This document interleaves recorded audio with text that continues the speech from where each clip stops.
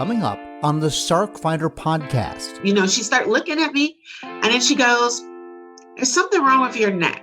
And I said, "Nah, that's just baby weight. I'm getting fat." Erica Courtenay-Mann was feeling tired, and her doctor noticed that her neck didn't look right. Lost the vocal cord, and then they biopsied the granulomas and was like, "Hey, you got sarcoidosis." And I was like, what? Coming up, Erica shares the story of how she lost vocal cords to sarcoidosis and how she is still fighting the good fight for her and others like her.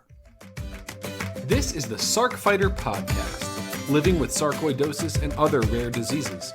Here's your host, John Carlin.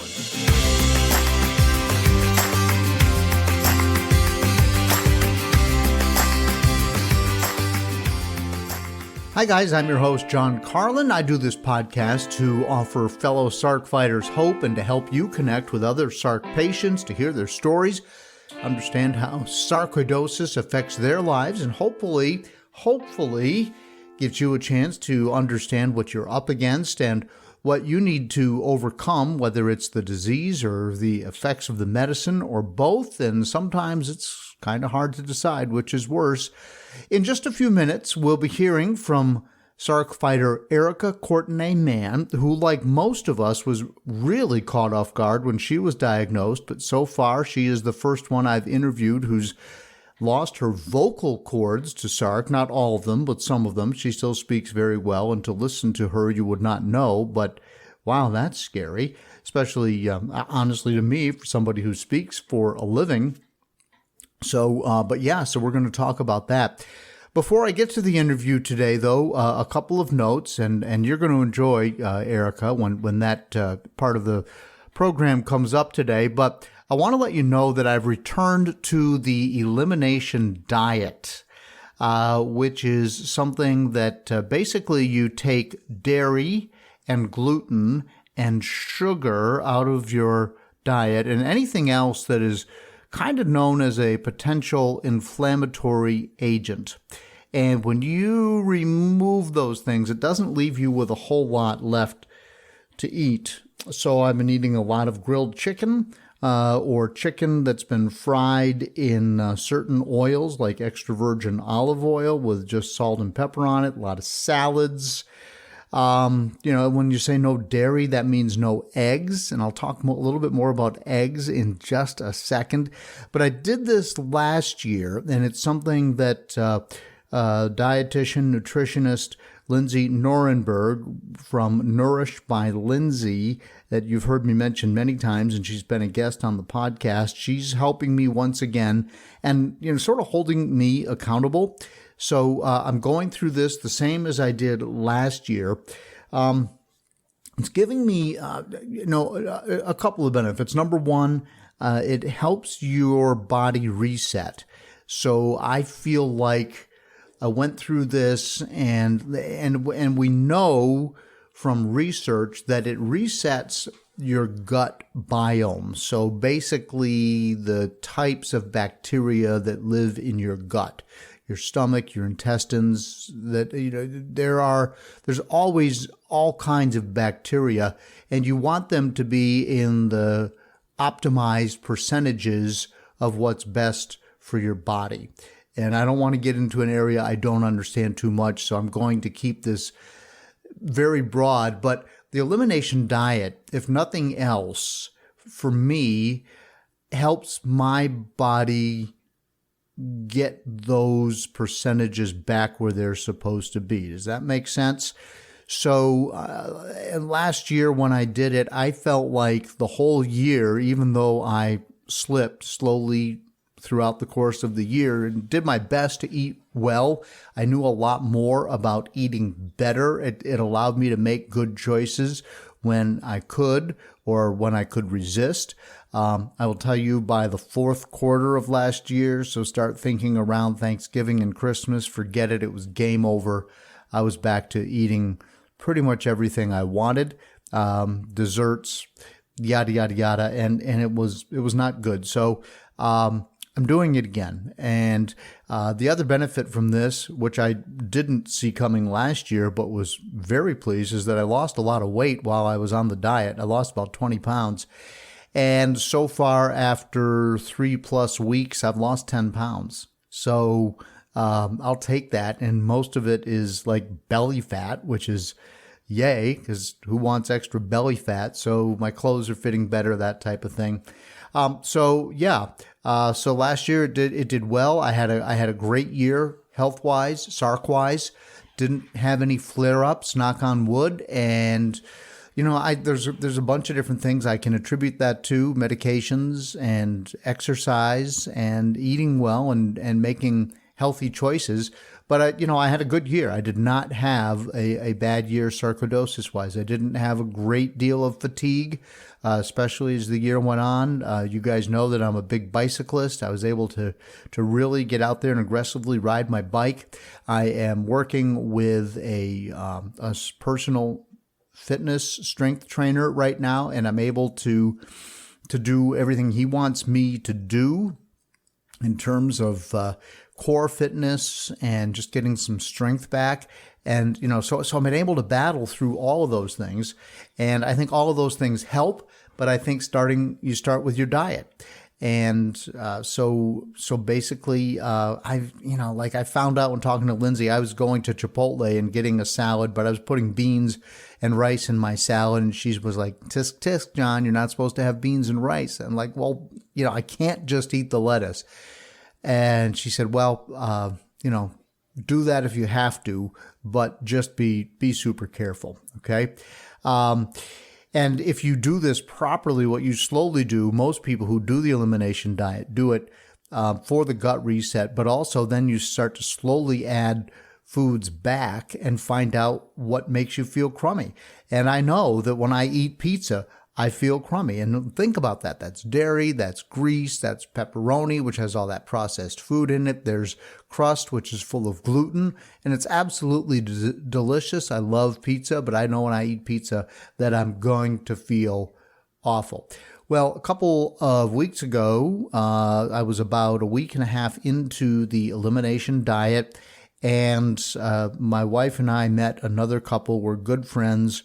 And so we decided to go out for breakfast. And I said, all right, I'm going to have a healthy omelet. So I ordered an omelet with like greens in it, which is not me. I'm a ham and cheese and bacon omelet kind of guy, right? So I had not lettuce. I had spinach and avocado and I don't know, something else that seemed healthy in my omelet. And I can tell you that I felt awful when I got home. I just had a bad day all day. I just kind of felt crummy and moped around the house and laid on the couch, and it was a bad day. And I attributed that to those eggs. So I'm going to have to take a hard look at eggs going forward because, I did not have a complete gut reset at that point, but there was nothing else that I could point a finger at that was the likely cause of my lethargy on that particular Sunday. And I would say it kind of cost me a day. So anyway, and then my wife and I went out to dinner a couple nights ago. I was very good. I had salmon and a sweet potato. I did allow them to put butter on the sweet potatoes. That's dairy. Shouldn't have had that. Didn't have any ill effects from that. It was a Valentine's Friday night deal, and the deal just came with a slice of cheesecake. So I didn't eat the cheesecake. We brought the cheesecake home, and my wife, Mary, is also trying to do the elimination diet, although she's not being as strict as I am.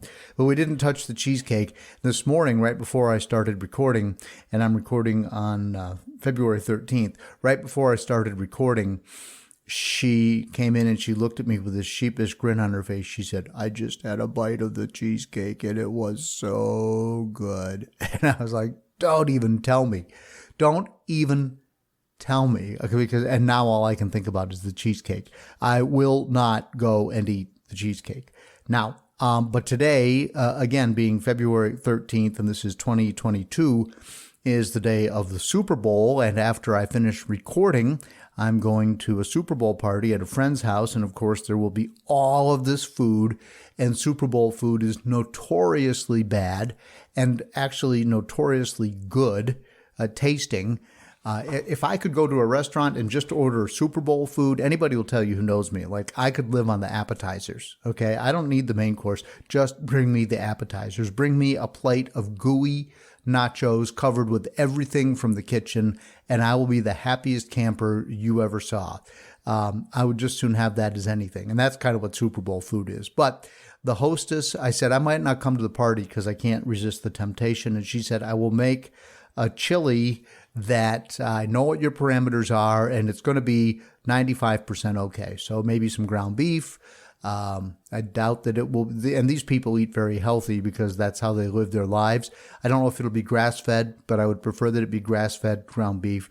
But ground beef and some chili and some spices and some tomatoes. Tomatoes are a nightshade, whatever that means, vegetable, which is supposed to be bad. But so maybe I can get through the Super Bowl and not be too awful bad. I probably will have a beer. Alcohol is not on the diet. Haven't had any since the diet started. So we'll see. We'll see. I'll report back to you. I'll let you know how it goes when I release in a couple weeks, because I'm sure that if I go overboard, that I'm going to feel crummy tomorrow, Monday, and I'll let you know. I'll let you know what happened. That's all I can do. So the diet is good until we are headed to Disney World in Florida for 4 days at the end of the month, and that will be the end of the elimination diet for me. So, and then I will slowly start adding those things back, and I will slowly begin to eat badly again. But by then, the weather should be changing. It'll be getting warmer here in Virginia. I'll be getting outside. I'll be exercising more. And that's a nice offset. So we'll see. Okay. I'll let you know. And then the other thing that's going on with me that is Sarc related is, again, this year, just like last year, my insurance company wants to stop paying for my Humira. And so I take Humira and azathioprine or azathiopprine, or I've heard even doctors pronounce it differently, whatever it is. But Humira is expensive. And every year, my doctor has to reapply for me to continue receiving Humira. And every year, his appeal gets rejected. Well, now, this year, it has been rejected 3 times, including the last time, which went through as an emergency appeal. And Humira has written letters back explaining why they don't think it's a good idea, why it can't be combined with another drug, why there's been no shown efficacy for Humira and sarcoidosis, and it's not on label for sarcoidosis. They come up with all of these excuses. And I'm mad about it. And he's mad about it. And so now I'm looking at, okay, I've got a couple weeks left of Humira left. We've had 3 rejections. My doctor's very busy. It's not like I'm his only patient and all he's got time to do is fight with my insurance company. And I'm not naming the insurance company right now because I don't want to make them, I can't decide if I should just name them and shame them into giving me what I need, or if I should go the other way and give them grace and give them a chance to get this right. And right now I've opted for giving them grace, which is typically my approach to things. But if this doesn't go my way soon, you'll be hearing which insurance company it is, and I'll be reading the letters, and we will be talking about this, and I will have my doctor come on, and we'll see what's happening. And I know I'm not the only one. I know with sarcoidosis, once you get past prednisone and methotrexate, there's really no therapy. So when I wanted to have Remicade, that was an issue. When others have tried to get Remicade, that was an issue. And these are expensive drugs, and the insurance companies fight back. And in my mind, they're fighting back because they don't want to pay for it. But on the other hand, since I've started taking Humira, I've been feeling a lot better. So in my mind, it's working. And I have some of the top doctors in the entire country working on my case at Cleveland Clinic, where there is more time devoted to sarcoidosis than there is at other local hospitals or other clinics around the country. There are, in my mind, a handful of places where sarcoidosis is front and center and really studied, and have clinics where the doctors are devoted to nothing but dealing with sarcoidosis. Cleveland is one of them. They know what they're talking about. And when that doctor writes a note to my insurance company, I can't believe they feel like they have more expertise than my doctor. And it's just so frustrating. So, and if it leads to a flare, a lot of people are going to hear about it. Let's just put it that way. I'm going to scream from the rooftops. So I'll let you know how that all goes. All right. And I'm sharing my story because I know that in a certain sense, it's your story, or you don't know that you're not the only one that's happening to. And again, my job here with the Sarc Fighter podcast is to shine a light on all things sarcoidosis. And I've talked for longer than I intended to. We've got a great interview coming up with Erica Courtenay-Mann, and she's going to be telling you her story. And that's next here on the Sarc Fighter podcast. I feel like a zombie, just feeding and stumbling.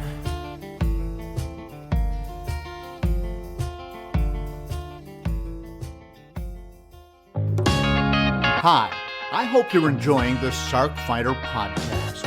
You may be wondering, what can I do to help? How can I be a part of the sarcoidosis solution?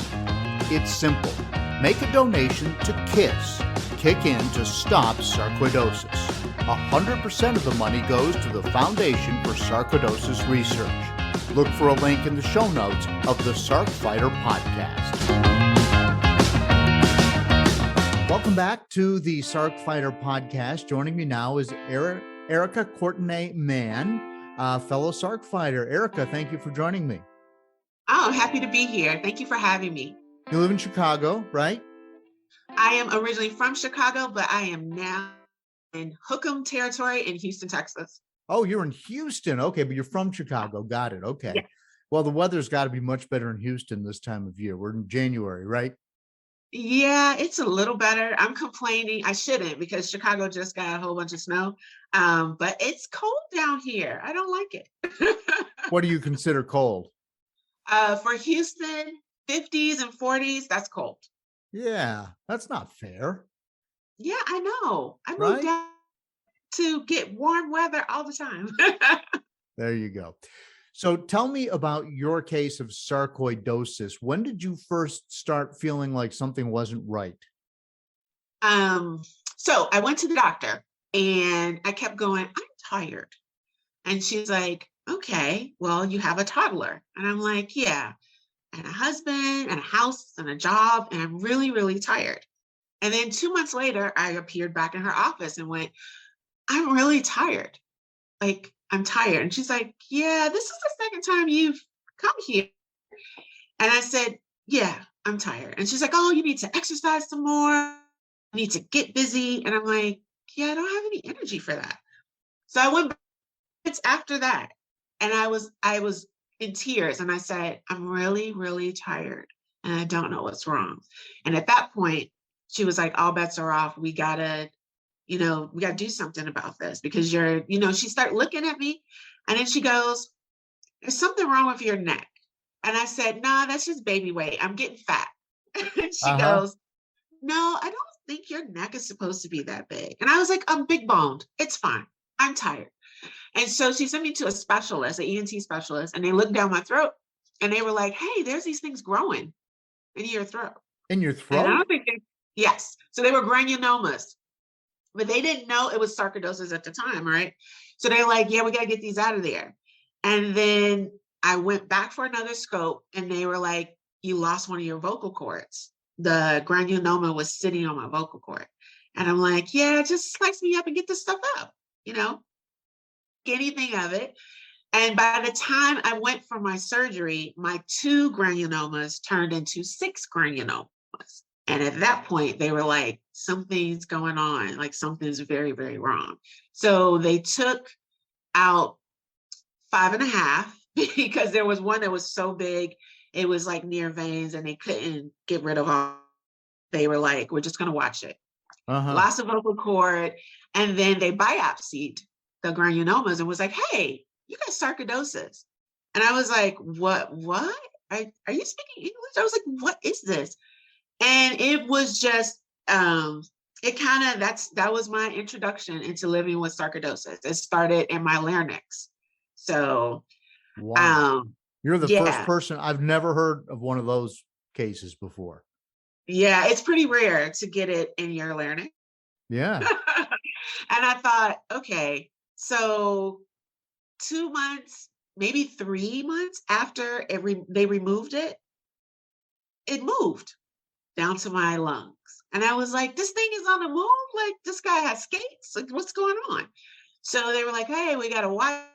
And I was kind of in denial, right? I was like, no, I don't think it's that. I think it's something else. I was coming up with all these things, but I was still reading these medical journals, right, at night. Because I was like, what is sarcoidosis? What is going on, like, with my body, right? So it moved down to my chest. And then I went into remission for like 4 years. 4 or 5 years. I was okay. Numbers were good. I wasn't on medication. I was like, oh, I got this stuff sorted out. And then at the end of December of 2017, I go to Starbucks. I have my caramel, macchiato, extra whip, some extra drizzle. I drink it and I go, whoa, that's hot. And then I start touching the roof of my mouth and I was like, I don't think it's supposed to. I go to the dentist because I was going to the dentist to get my teeth cleaned. I was trying to sneak in a latte before I had my teeth cleaned.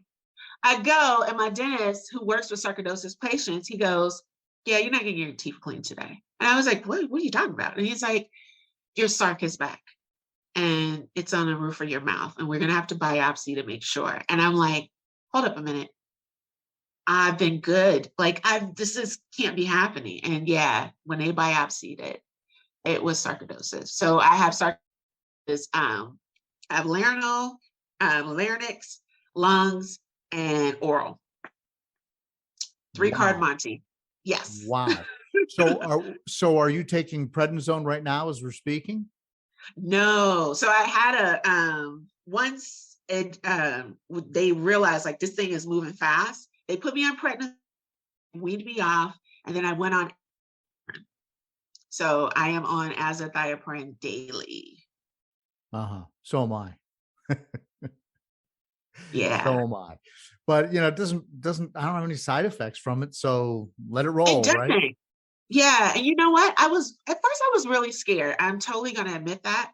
I was looking up the side effects of azathioprine and I'm like, oh my gosh, this could happen to me, right? And then I finally had a rheumatologist that was really like caring and honest with me. And he was like, listen, you have a little girl, you have a good life. I think you're a good person. Just fight through the fear. Let me help you stay alive. And instantly when he said that, I was like, yeah, let's do that. Living, yes, I like to stay above ground. Let's try the azathioprine, see how it goes. And they did it by doses. So the lowest dose was like totally ineffective. And then I went up a dose and I was like, dude, I'm getting nervous.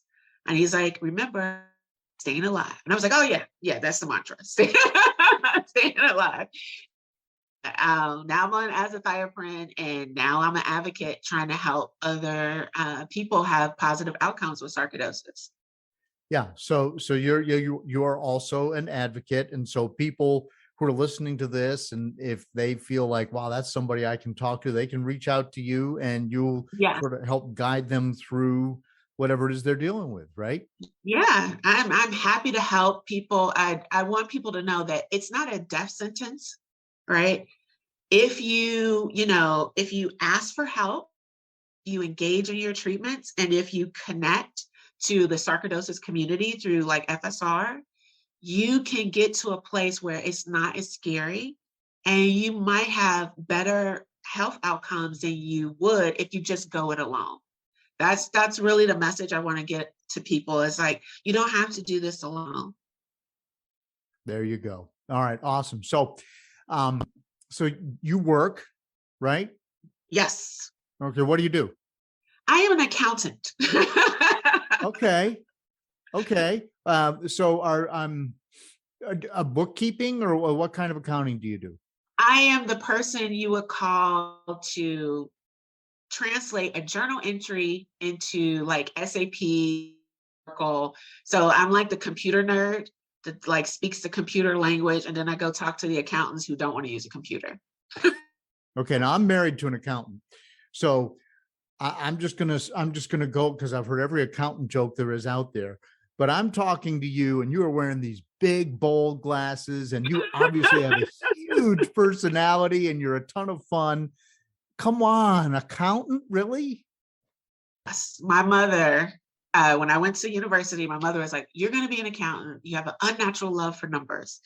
And I remember my junior year, I changed my major to marketing. I was like, "No, I'm creative." And one of the moms in the business college office called my mom and was like, "She changed her major to marketing." And my mom flew up to the school and she was like, "Change it back. You're an accountant." Been an accountant ever since. Well, all right.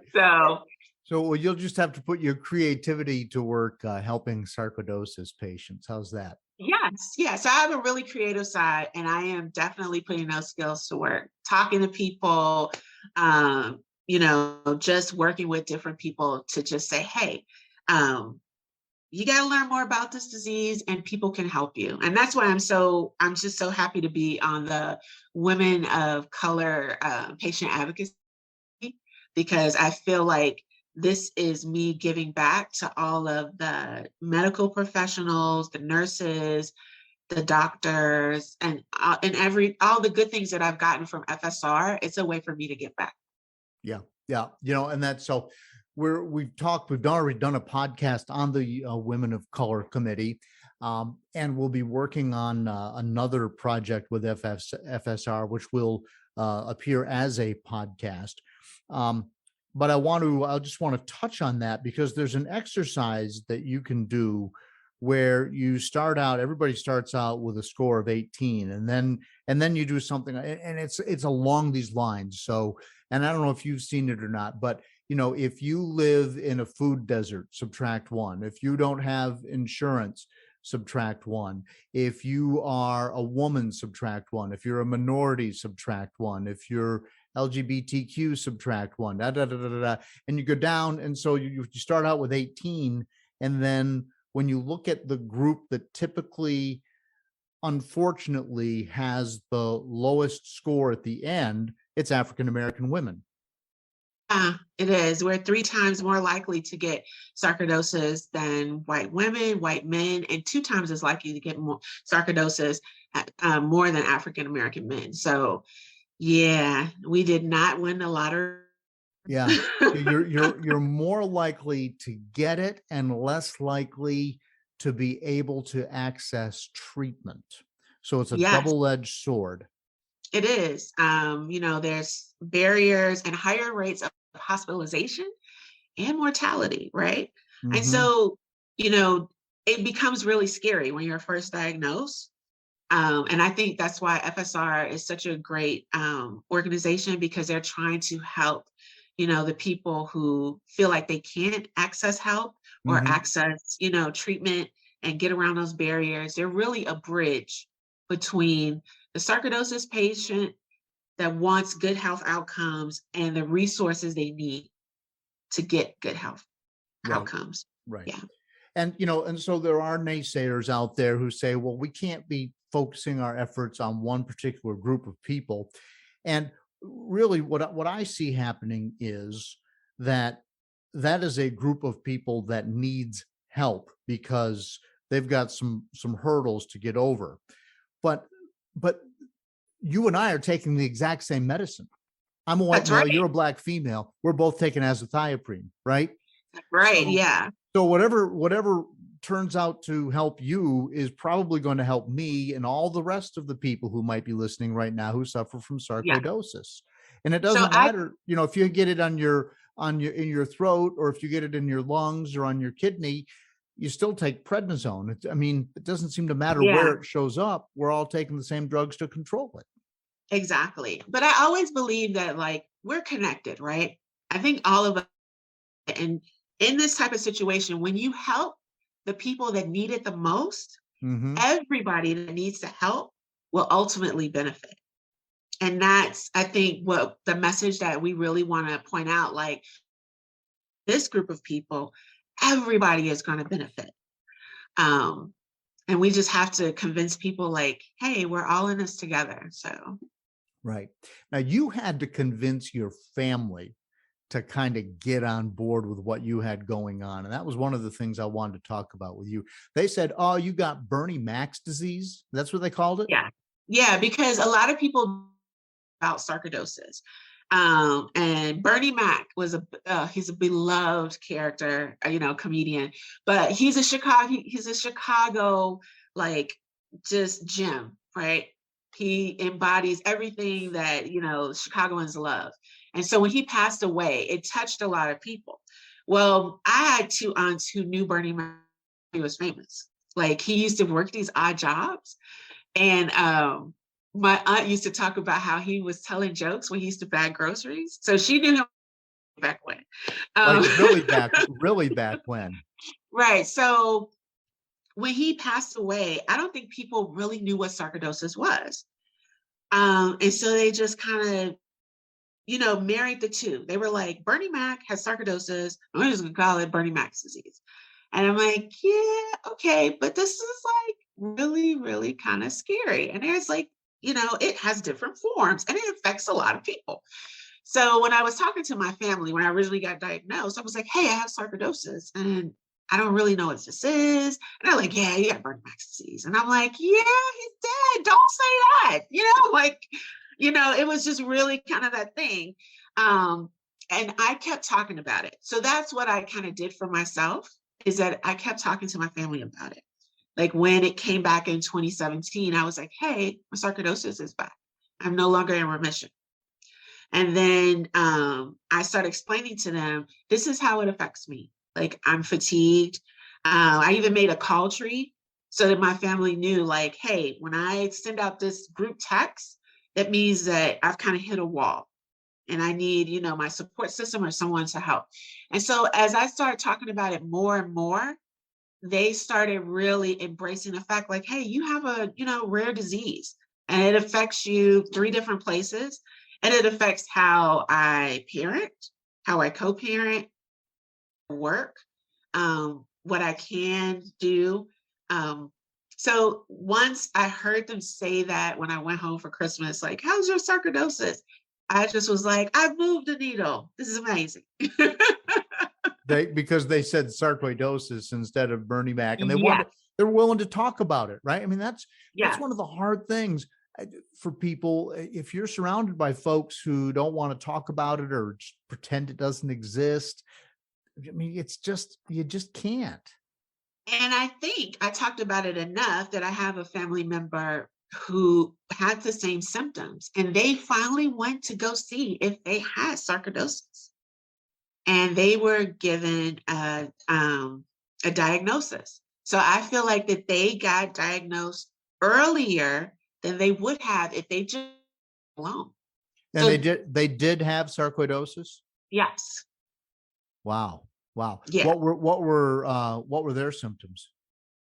The lung thing, like coughing and feeling exhausted and fatigue. And they were like, hey, I think I have what you have. And I'm like, you better go get checked out. Can I ask you, because I think people might be wondering this. I want to go back to the roof of your mouth. Can you describe what it was like feeling that on the roof of your mouth without it being too gross for people? Oh, yeah, sure. So imagine having your favorite coffee, and then it feels like you've burnt the roof of your mouth, like a total McDonald's too hot coffee moment. Yeah. And I was like, oh, I burnt the roof of my mouth. But the lattes at Starbucks are never that hot, right? So I feel like, oh, it's a one-off. But then I touched the roof of my mouth, and I'm telling my age now. It felt like Laffy Taffy. Have you ever had Laffy Taffy? Yeah, sure. So it felt like Laffy Taffy. And I was like, I'm sure the roof of my mouth is not supposed to feel like Laffy Taffy. This is weird. And it was in one little spot. And I was like, holy crap. And then when I went to go try to get my teeth cleaned, that's when my dentist, looked at was like, absolutely not. Like, there's something there and we need to figure out what that is. So That's amazing. Yeah, I wouldn't guess there are many dentists who would recognize sarcoidosis. My dentist is pretty amazing. I happenstance upon him because I needed to get a tooth pulled. And the other dentist was like really freaked out because I had sarcoidosis. And I was like, just pull the tooth out. I'm going to be fine. And they were like, no, there's this guy who has sarcoidosis patients, and your dental hygiene is really important because we could sit, they didn't want to send me into a flare. They didn't want to trigger anything. So he works with patients, and when he's like, hey, we can't do this right now. You got to make sure your sarcoidosis is under control or you're not in the middle of something. I usually take his word on it because he's right. And he called it. And he's like, that doesn't look right. And I was like, it's not right. It smells like Laffy Taffy. So yeah, have you ever touched the roof of your mouth and it's like a soft spot that feels like Laffy Taffy? Go see somebody. That would be the next thing to do. Wow. Yeah. Yeah. Okay. So how's your energy level these days? I mean, you feel like, just sitting here talking, it feels like you've got a lot of energy, or maybe you're just up because you're on the Sarc Fighter podcast. I'm up because I'm on the Sarc Fighter podcast. Also, azathioprine really, really helps. So before I got on azathioprine, the fatigue, like the work day, going to work and then doing homework with my kid was like, that's it. I didn't have anything else left. And it really was bothering me because it's not only physical, it's the mental, because you're a parent, you want to do things and you're like, hey, I'm in the prime of my life. I want to do stuff. And your body is literally like, lay down. We're done. The tank is empty. We're not doing anything else. So I really cherish the fact that I have like this much more energy daily, and I try to just kind of be happy about it. Yeah, I'm curious because, there seems to me, if you have sarcoidosis in your lungs, that there's a natural connection between that and being tired and fatigued. Like you go up the stairs and you lose breath because your lungs aren't working properly. But when you have it in your larynx and you're still tired, that's sarcoidosis doing its thing. And it's not because of a decreased amount of lung capacity. It's just sarcoidosis. Exactly. It's just the fatigue that comes with it. Right? Yeah, because your body is like, I described it to my daughter when she was little as mommy's body is going to war with itself. And it's almost like that's what the fatigue feels like, right? It's like your body is like fighting itself. And you're like, everybody calm down. Like, just everybody sit down. And it's like, no, I'm attacking myself. And, it's like Sparta 300 up in there. And you're just like, stop it. So thank God for azathioprine, because that's basically what it did. Yeah, it was like, fight over, boys. I'll tell you. So have you had to do like Remicade or any of the things where you go and get an IV? So the deal with my rheumatologist was, if azathioprine stops working, you got to move on to Remicade. Because I was like, no to you pronounce it methotrexate? Methotrexate. Yes.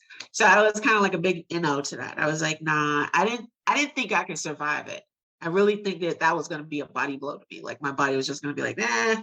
So we made a deal. If azathioprine ever stops working, I got to go on Remicade. Gotcha. A little bit braver now. Okay. All right. Yeah. That's good. So, well, I mean, so you had 4 years of remission and then it came back in 20. So you've been dealing with this for what, like 10 years? Yes. Yeah. I was diagnosed in October 2011. 2011. Got it. Yep. Okay. Yeah. Yeah. All right. Well, I'm glad you were able to get into the 4 years. So now you're working as an advocate. You've got support from your family, which I think is so important. Um, what do you want to see happen from your perspective on the Women of Color Committee? What do you want to see happen there? I want to see us actually kind of bring more Black women into the fold, and for them to ask questions and to say, even if it's the basic question like, how do I get help? Who can I talk to? Or just talking to someone like, this is really getting me down. How can I navigate this? That's what I want to see. That's my, personal objective. Can we, just kind of open our arms up and be like, hey, we're here for you. Let us help you feel better. Even if it's just, to dealing with the depression or, sharing some tips and tricks of how, we all deal with the sarcoidosis. Now, in a partnership, maybe with a new provider that can help them. That's what we want to see. And then we also want to partner with clinicians and doctors to, help them better understand and be more empathetic, because, some doctors are like, hey, they didn't show up for their appointment, right? Well, maybe if the prednisone is like kicking your butt, you know, and you just got off a like 8-hour shift, you really just want to go lay down in a bed. You didn't miss it because you don't want help. You missed it because you're physically able to just get there, and you might not have a support system to get you there. So Yeah, exactly. That's what we're hearing a lot about, when we look at, statistically, you've got somebody who's, working a job that makes them tired. They're getting back and forth from their job on mass transit, yeah. and then they get home and they maybe don't have a sitter or a significant other. Mhm. And so then they can't make it to the appointment. Yeah. And then sometimes I raise my hand because I was this person. Sometimes you're scared and you don't have the right physician. Maybe their bedside manner doesn't kind of pull you in. And you're like, yeah, I'm gonna skip this one and I'll see how I'm doing. And that was me. I was kind of like bold, and I was reading medical journals, and I was Googling stuff, and I was on the FSR website, and I was like, I can do this. I felt like Captain Kirk in Star Trek. I was like, I'm going beyond. I'm gonna go beyond. But I was scared. And I was really like, I hadn't connected with a just yet. But I will say I'm very, very lucky girl, because I did meet specialists who actually cared about me as a person, and they helped me kind of work through that fear. So I hope that we can kind of partner other sarcoidosis patients with people who care and can help them have better outcomes. Do you have you found as a African American woman that sometimes doctors disregard you? Yeah, yes. I gotta tell you this story. So when I finally pulled up my boots and was like, I'm ready to take medication. I'm out of remission. And I finally accepted it and was like, I gotta take some medicine. And it was really my ENT doctor was like, if you don't get on medication, those things are gonna come back in your neck. And I was like, yeah, no, okay. Like, all right, I'll go take some medicine. I went to see this doctor, and I was talking to her. I was really nervous. And so when I'm really nervous, I have like a folder. I become an accountant when I'm really nervous. I'm like, data, numbers. I had a file folder with like all my stuff. And I presented her the folder. And I was like, so here's my case thus far, And she's like, yeah, I'm just going to write you a prescription for methotrexate. And I was like, whoa, let's take me out on a date first. Like, what's going on here? Let's talk about this, right? Right. And she's like, well, listen, you have sarcoidosis and, you're a Black woman and it's really bad for, your community. So you really need to get on this and you got to take this folic acid. You got to do this. And then I'll just see you in like 3 months. And I was really livid, but I was just like, you know what? I'm going to just close my folder. Gonna head out. Thank you so much. And she sent the prescription to my pharmacy and the folic acid tablets. And I just thought to myself, you weren't listening to me. So I went and I went and talked to another rheumatologist and he is amazing. So I just kind of took it upon myself because I was like, if you don't listen to me and I'm in need, I'm trying to tell you about my disease, then when things go wrong, you're not gonna hear me because you wouldn't have been paying attention to what's going on. So yeah, that you do get that where people are just kind of like, oh, you got sarcoidosis, here's some prednisone, here's some methotrexate, see you in 3 months. And you're like, no, date me first, talk to me, see how I feel. Like, let's have a conversation.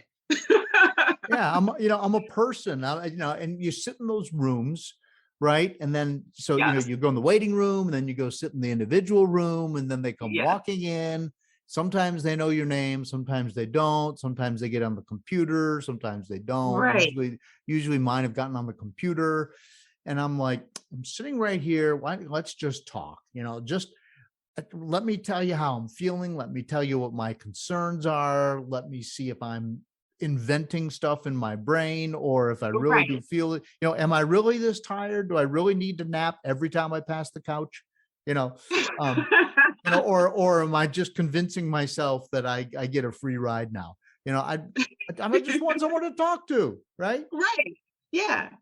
So the good thing is I found a great rheumatologist and I was able to talk to him and he listens, but he also really values his patients. And we talked about this app where I think is it UPenn had like a study for people with sarcoidosis to report how you feel.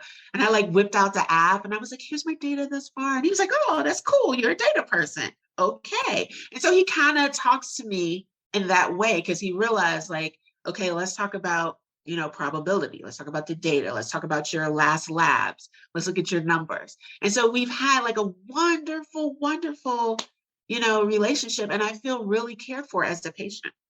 But it took me not being listened to be like, yeah, this is not going to work for me. Like, yeah, right. Well, see, so now you are in Houston. Is that where your doctor is? Your rheumatologist? yeah.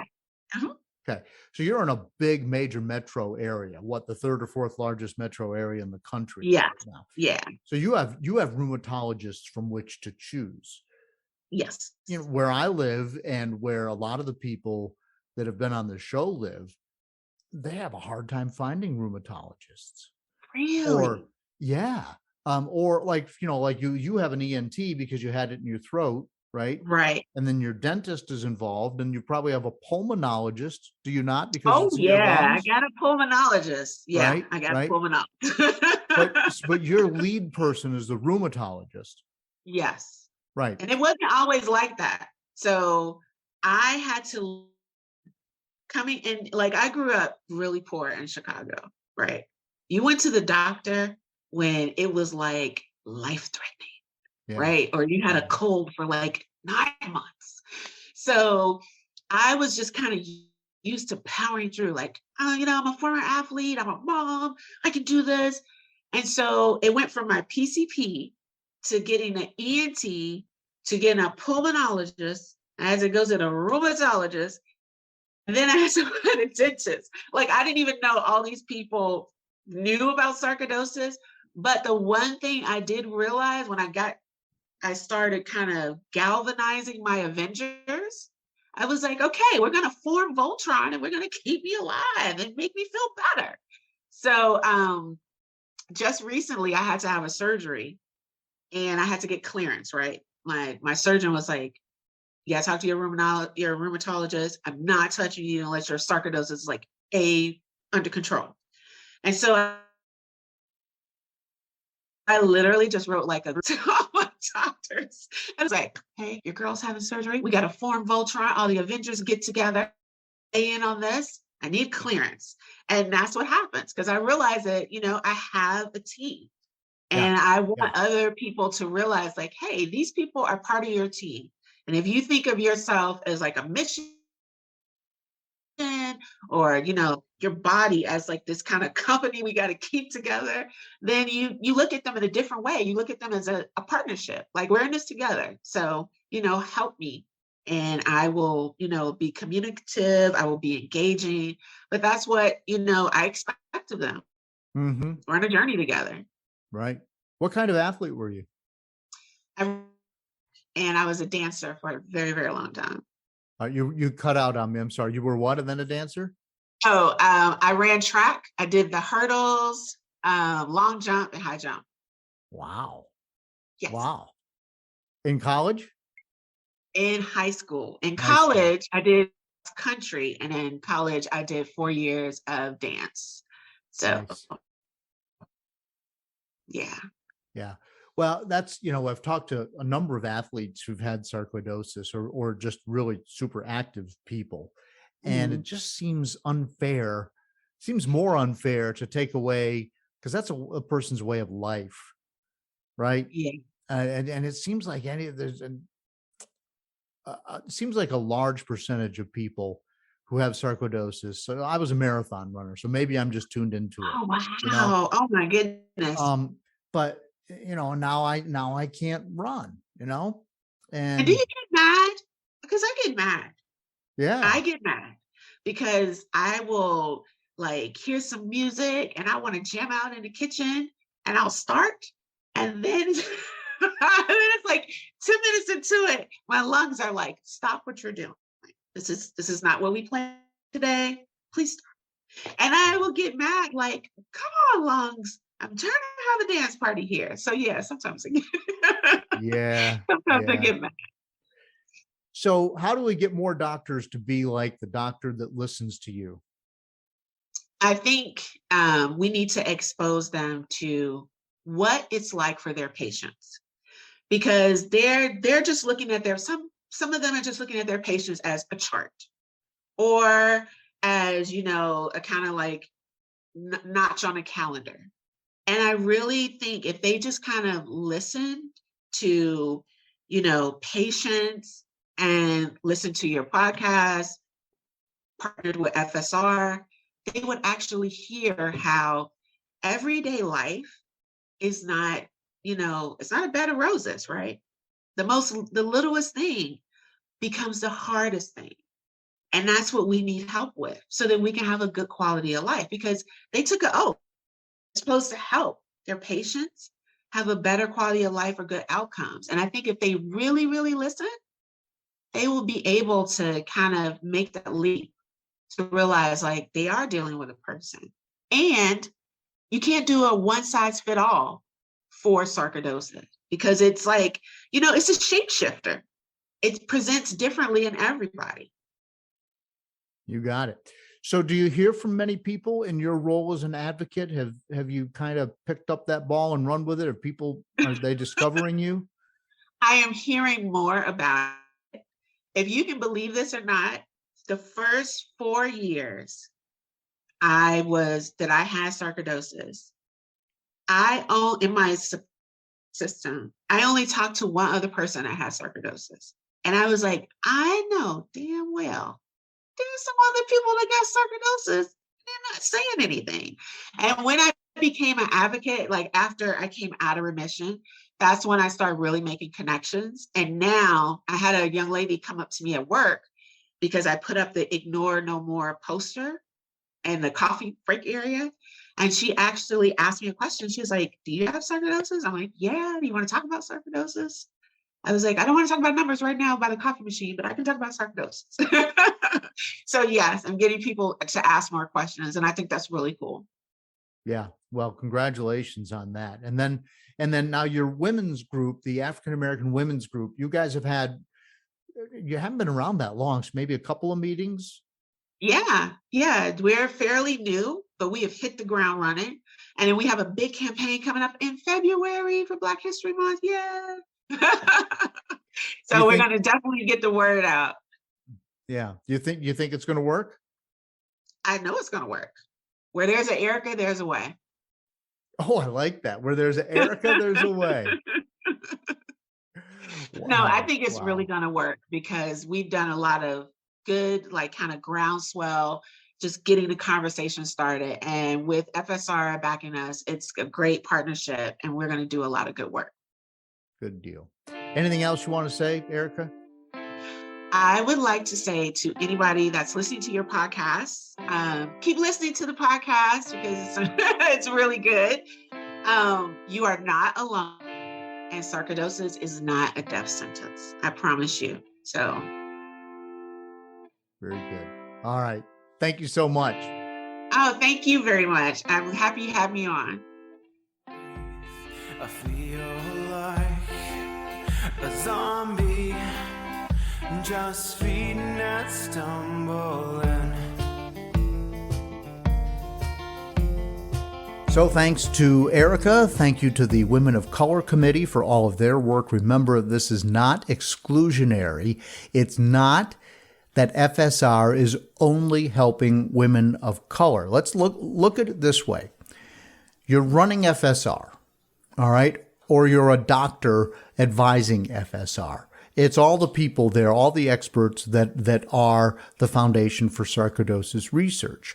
And you're looking around, you're reading the landscape, and let's call that landscape a field of fires. All right, there's fires here, there's fires there, da da da. Well, where are the big fires? Where are the biggest fires?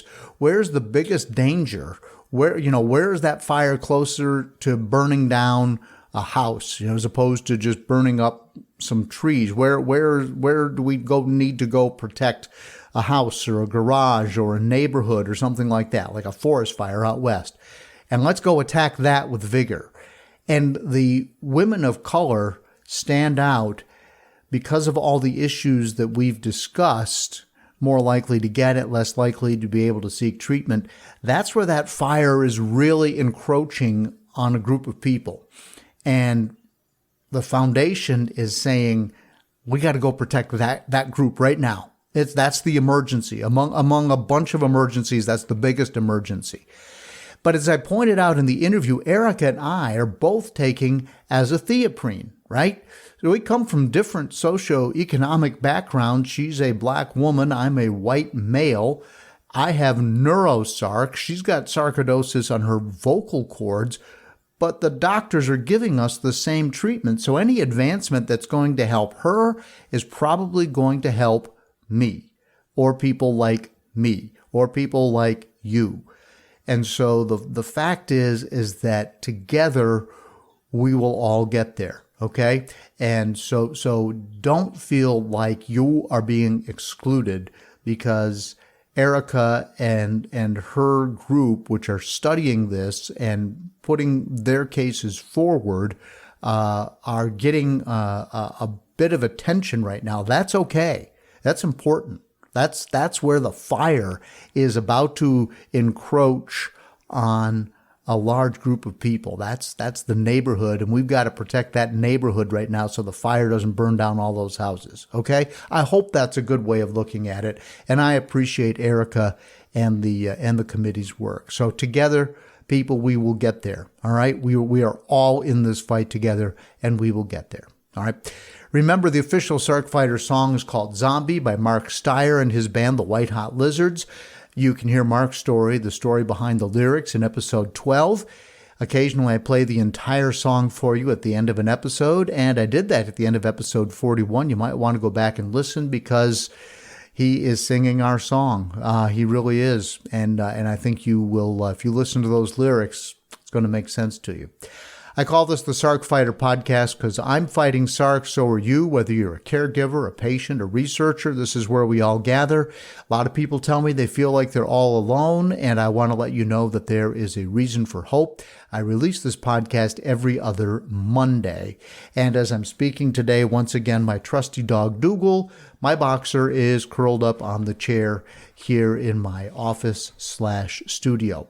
Please don't forget to go back and listen to some bonus episodes of the Sarc Fighter podcast on Sarc and COVID, another bonus episode on dealing with prednisone. And just last week, I uploaded a bonus recording from the FSR special called Universal Barriers in Dealing with a Rare Disease, looking at all the unique differences we have in dealing with sarcoidosis and how that can make it difficult for different groups of people. So please go back and listen to that. I can tell from my analytics it's actually been very popular, so go back and give it a listen. I think you'll like it. I was the moderator of that discussion. And if you're new here trying to just figure out what sarcoidosis is, try listening to episode 2 with Dr. Simon Hart. That is one of the most listened to episodes.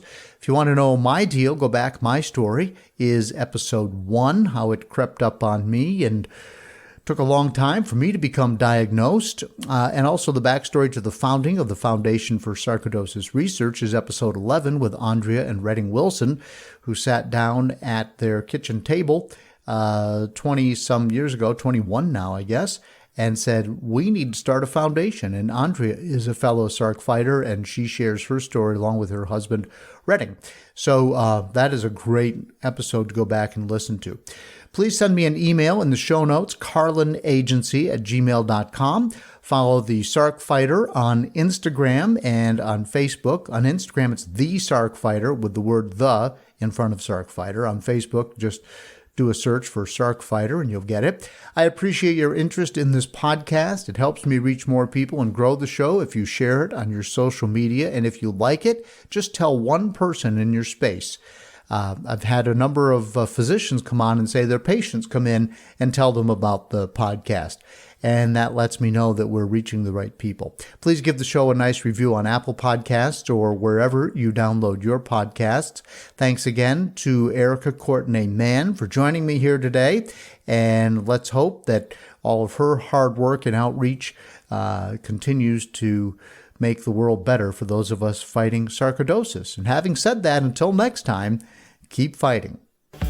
Learn to suffer, you feel pain someday. Learn endurance, your strength will fade away. Dead man walking, trying to keep up the pace. Dead man walking,